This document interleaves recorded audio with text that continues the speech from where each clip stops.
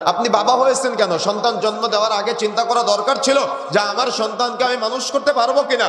আপনার ছেলেটা চুলের মধ্যে উদ্ভট কাটিং দিয়ে ঘুরে বেড়ায়, আপনার ছেলেটা রাস্তায় প্রকাশ্যে সিগারেট খায়, আপনার ছেলেটা এমন একটা প্যান্ট পরে যে প্যান্টটার মধ্যে 4-5 জায়গায় ছেঁড়া ফাটা, আপনার ছেলেটা এমন একটা জামা গায়ে দেয় যে জামার মধ্যে 4-5 জায়গায় ছেঁড়া ফাটা। আপনার ছেলে গোল্ডেন প্লাস না পেলে আপনার ব্যাপক লজ্জা লাগে, ব্যাপক শরম লাগে, ব্যাপক হায়া লাগে, কিন্তু আপনার ছেলে ছেঁড়া ফাটা প্যান্ট পরে আপনার লজ্জা লাগে না। আপনার ছেলে রাসূলের সুন্নাত দাড়ি কাটে, আপনার লজ্জা লাগে না। আপনার সন্তান সিনেমা খোর, আপনার লজ্জা লাগে না। আপনার সন্তান এখনো কোরআন মাজিদ পড়তে জানে না, আপনার লজ্জা লাগে না। আপনার সন্তান জুমার দিন সবার শেষে মসজিদে যায়, আপনার লজ্জা লাগে না। আসলে কি আপনার লজ্জা আছে? আসলে কি আপনার শরম আছে? আসলে কি আপনি আল্লাহকে ভালোবাসেন? আসলে কি আপনার পরিবার দিনদার? আসলে কি আপনি তাকওয়াশীল? আসলে কি আপনি পরহেজগার? কি মনে হয়? আমি কিন্তু অনেক প্রশ্ন আপনার কাছে ছেড়ে দিলাম। যদি আপনি বিবেক সম্পন্ন হয়ে থাকেন তাহলে আপনি প্রশ্নগুলো নিয়ে একটু গবেষণা করবেন। কথা বুঝতে পারতেছেন আমার? সুতরাং বন্ধুরা আমার, আমি অত্যন্ত সংক্ষিপ্ত সময়ে সূরা আত-তাকাসুরের সংক্ষিপ্ত একটা ধারণা আপনাদের মাঝে দেওয়ার চেষ্টা করব। যতটুকু সময় কথা বলবো, যাতে করে আজকের পর থেকে ইমাম সাহেব সূরা আত-তাকাসুর তিলাওয়াত করলে আপনি এবং আপনার সন্তান বুঝতে পারেন।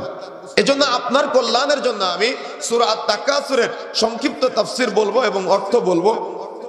যারা মুখস্থ করেছেন আলহামদুলিল্লাহ, যারা সূরা তাকাসুর মুখস্থ করেন নাই, মুখস্থ করে নেওয়ার চেষ্টা করবেন ইনশাআল্লাহ।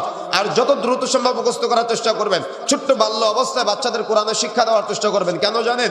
এই কোরআনের শিক্ষা যদি বাল্য অবস্থায় দেন, তো ছোট্ট বাচ্চাদের 7 থেকে 10 বছর বয়সে পদার্পণ যখন করে, তখন তাদের মাথার ভিতরে 1 লক্ষ বিলিয়ন সেল থাকে, যে সেলগুলো সচল থাকে।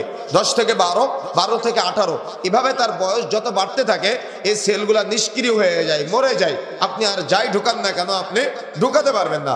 যেমন ছোট্ট বাল্য অবস্থায় আপনি একটা আয়াত মুখস্থ করতে আপনার সময় লাগতো 2 মিনিট, একটা দোয়া মুখস্থ করতে সময় লাগতো 5 মিনিট, কিন্তু এখন একটা আয়াত মুখস্থ করতে আপনার সময় 7 দিন লাগে, তাও আপনি মুখস্থ করতে পারেন না। কেন? ওই সেল নিষ্ক্রিয় হয়ে গিয়েছে, মরে গিয়েছে।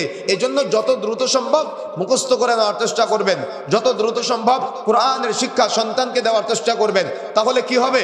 আপনার সন্তান যত কোরআনের হিফজ করতে পারবে, বিচারের মাঠে আল্লাহ রাব্বুল আলামিন বলবে ওয়ারাতিল, তুমি তিলাওয়াত করো। ও তিলাওয়াত করবে আর মর্যাদা বাড়বে, তিলাওয়াত করবে আর মর্যাদা বাড়বে, বাড়তে বাড়তে বাড়তে বাড়তে একবারে জান্নাত পর্যন্ত পৌঁছে যাবে।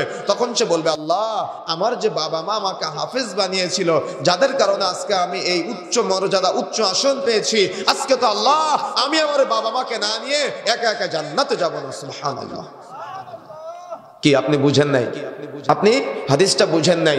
বিচারের মাঠে সবাই উলঙ্গ অবস্থায় থাকবে, সবাই নফসি নফসি করবে, কিন্তু হঠাৎ দেখবে ওই দূর প্রান্তে 2 জন নারী এবং পুরুষ, তারা পোশাক পরিহিত অবস্থায়, মাথায় আলো জল জল করছে, নূরের মুকুট পরানো আছে। সবাই আফসোস করবে, সবাই নফসি নফসি করতেছে, আর তাদের মাথায় কেন এমন নূরের মুকুট পরানো হলো? তারা কেন এমন আলোকিত? তাদেরকে কেন পোশাক পরানো হলো? তখন ফেরেশতা মণ্ডলীরা বলবে, এরা হলো হাফেজে কোরআনের পিতামাতা। সুবহানাল্লাহ। কি আপনি বুঝেন নাই? আপনি বুঝতে পেরেছেন?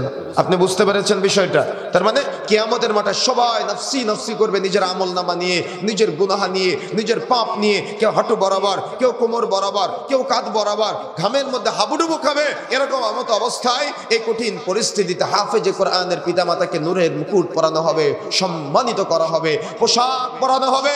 তখন কিয়ামতের মাঠের সকল মানুষগণ তাদের দিকে তাকিয়ে থাকবে, বলতে থাকবে, এরা কারা? তখন তাদেরকে জানানো হবে, এরা হলো হাফেজে কোরআনের পিতা এবং মাতা। অভিভাবকদের কাছে এমন সম্মানিত করা হয়েছে। সুবহানাল্লাহ। সুতরাং সন্তানকে কোরআনের শিক্ষা, কোরআনের ইলম দেওয়ার চেষ্টা করুন। দুনিয়াতে উপকৃত হবেন। আপনার এই সন্তান আপনাকে বৃদ্ধাশ্রমে রেখে আসবে না, আবার আপনার এই সন্তান আখিরাতে আপনাকে না নিয়ে জান্নাতে যাবে না। সুতরাং চেষ্টা অব্যাহত রাখতে হবে। এজন্য কোরআনের ইলম, কোরআনের জ্ঞান অর্জন করা, এটা আমাদের জন্য প্রয়োজন না, এটা আমাদের জন্য ফরজ। এটা আমাদের জন্য ফরজ। শরীয়তের জ্ঞান অর্জন করা, কোরআন হাদিসের ইলম অর্জন করা, এগুলো আমাদের জন্য ফরজ।